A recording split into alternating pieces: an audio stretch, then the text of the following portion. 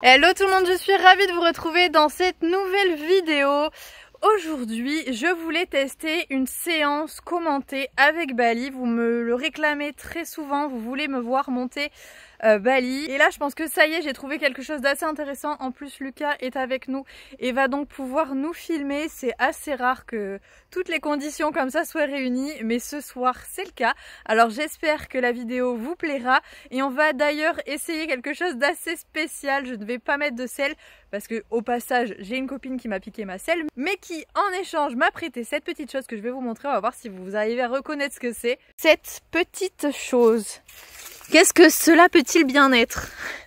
Il s'agit d'un tapis de monte à cru avec la grosse poignée qu'on a là au niveau du garrot. Ça va être très très bien. La petite sangle, etc. C'est la première fois que je vais monter Bali avec ce genre de choses. Et je me suis dit que ça pourrait être intéressant de vous expliquer un peu comment je le travaille en liberté. Je vous ai déjà fait une vidéo à ce sujet, mais elle est vraiment très vieille et je me suis dit que ça pourrait être pas mal de recommencer. On va attaquer ça de suite. J'espère que je vais réussir à attacher ce tapis de monte à cru. On va voir. Et voilà, ma foi, il n'y a plus qu'à. On va aller mettre un petit coup de brosse et on y va. Je viens d'aller récupérer Bali. Je sais pas vous, mais en ce moment, ça fait 3-4 jours qu'on est envahi de mouches. Il y en a vraiment partout. J'en ai jamais eu autant. Et ça y est, elles se mettent à faire des œufs. Vous voyez ces petites taches jaunes là? C'est des œufs de mouche qu'elles pondent donc sur les chevaux. Il y en avait vraiment énormément hier, je voulais pas forcément filmer, mais là, elles en ont refait quoi. C'est casse-pied. Donc je suis obligée de tout retirer. Il y en a un autre ici encore. Hop là. Bon, on va essayer de vous mettre le tapis. Non? Oh, t'as plein de mouches, mais regardez-moi ça. Jamais il a eu autant de mouches. Je vais te mettre un peu de vinaigre en espérant que ça aille un peu mieux. Et moi, je vais m'amuser à faire mon premier nœud de cravate sur un tapis de monte à cru. C'est comme les selles de western. Ça va être la première fois que je fais ça. On va voir si je m'en sors.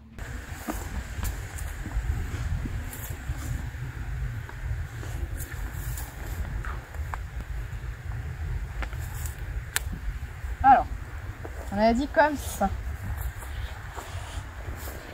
Ah oui, ça sert. Hein. C'est le but.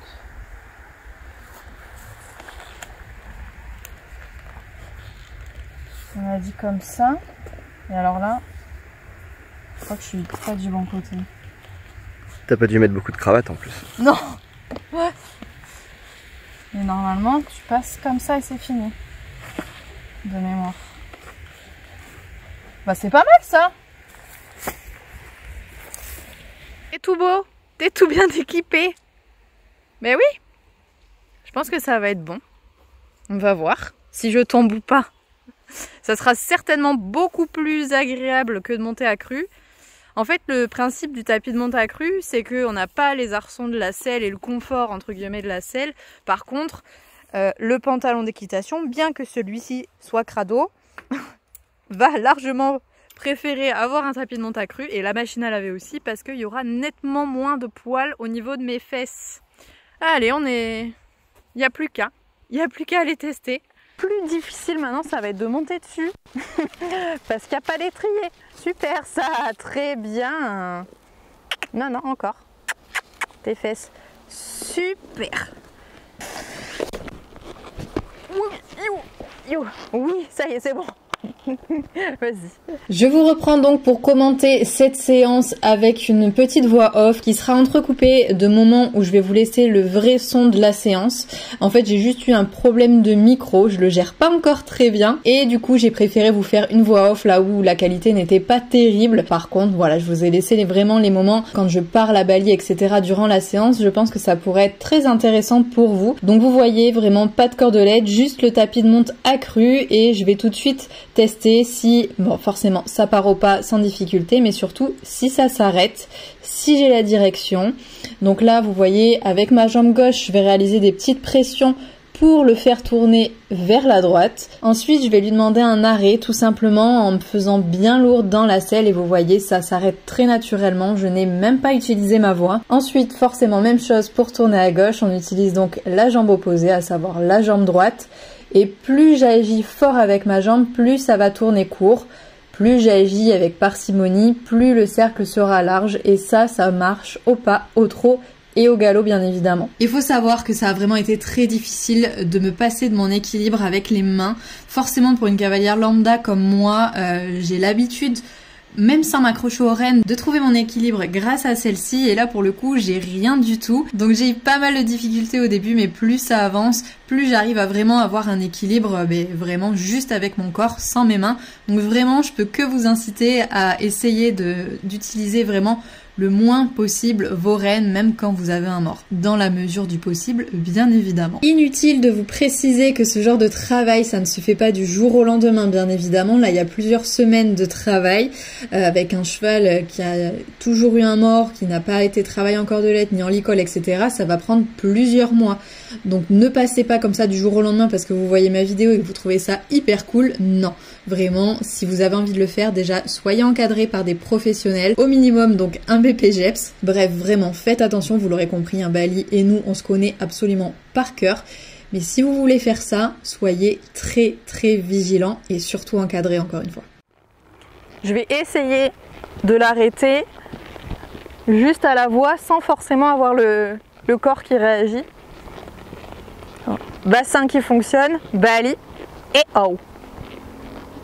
Ça marche aussi, c'est très bien mon gros. Oui, super ça. Bon, en tout cas, le tapis de monte accru, c'est pas mal. Est-ce que ça s'arrête encore? Super ça. L'avantage de ne pas avoir la selle aussi, c'est que Bali comprend beaucoup mieux ce que je veux de lui. Non, non, non. Oui, super ça. Très bien. Ouais, génial ça. Comme je vous l'ai dit, c'est donc la même chose au trot pour les ordres. J'utilise mes jambes pour tourner, mon poids du corps pour m'arrêter et éventuellement ma voix si ça ne s'arrête pas correctement. Et vous voyez, je m'accroche à la poignée parce que ce tapis et surtout cette poignée, c'est quand même quelque chose d'assez fantastique. Surtout quand on trotte sur un cheval qui n'est absolument pas confortable. Là, j'ai pris un vrai plaisir à monter Bali accru.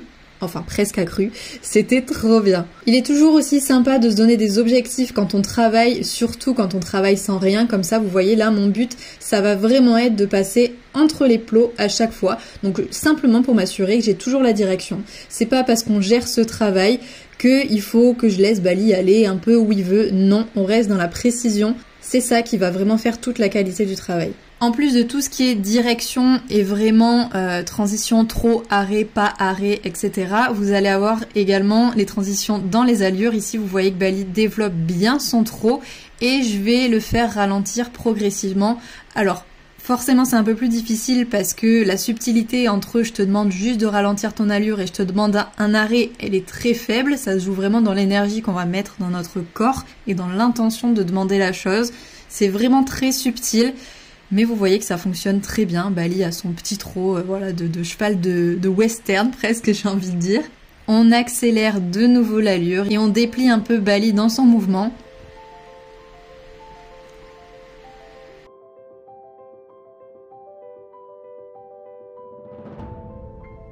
Et forcément, dès que Bali fait quelque chose de très bien, évidemment, je le félicite bien fort. Super ça mon gros, c'est très très bien. On attaque maintenant le galop, c'est encore une fois la même chose qu'au pas et au trot, sauf que là j'ai tendance à me servir beaucoup moins de mes jambes, c'est surtout mon bassin qui va faire toute l'action, étonnamment. Je saurais pas vous dire pourquoi ça change sur cette allure vraiment. Je suis certainement beaucoup plus à l'aise parce que l'allure est moins désagréable et donc j'arrive à être plus précise dans le placement de mon corps et de mes aides. C'est ce qui doit faire que Bali comprend beaucoup mieux ce que j'attends de lui. Vous voyez que les arrêts passent toujours très bien, bien évidemment toujours sans cordelette. On a besoin de rien pour arrêter un cheval. Tant qu'on lui apprend, qu'on les fait cogiter, eh bien vous voyez le résultat, juste de pas les prendre pour des idiots et voilà, de les faire réfléchir encore une fois, de leur apprendre vraiment ce qu'on attend d'eux et vous voyez qu'on peut faire des choses juste extraordinaire en fait, parce que jamais j'aurais pu penser réaliser quelque chose comme ça avec un ancien cheval de course en plus. Donc c'est juste génial et vous l'avez peut-être vu sur Instagram. Je me suis même amusée à passer des petits obstacles comme ça en totale liberté. Ça fonctionne vraiment très bien. Et vous voyez que même au galop, la direction, ça marche très bien. Le frein fonctionne aussi extrêmement bien. Bali est parfaitement aux ordres aux 3 allures. C'est un vrai régal de passer ce genre de séance là avec lui.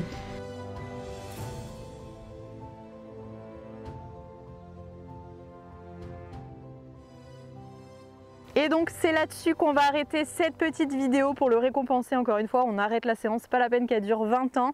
J'espère qu'elle vous aura plu. N'hésitez surtout pas à me dire ce que vous en avez pensé en commentaire, ça me fera très plaisir. Le positif et aussi le négatif, hein, c'est ça qui fait avancer clairement. N'oubliez surtout pas de vous abonner également à la chaîne, ça me fait toujours très plaisir. Gros cœur sur vous si vous le faites. Je vous fais à tous de très gros bisous et on se retrouve bien évidemment très vite dans une prochaine vidéo. Salut!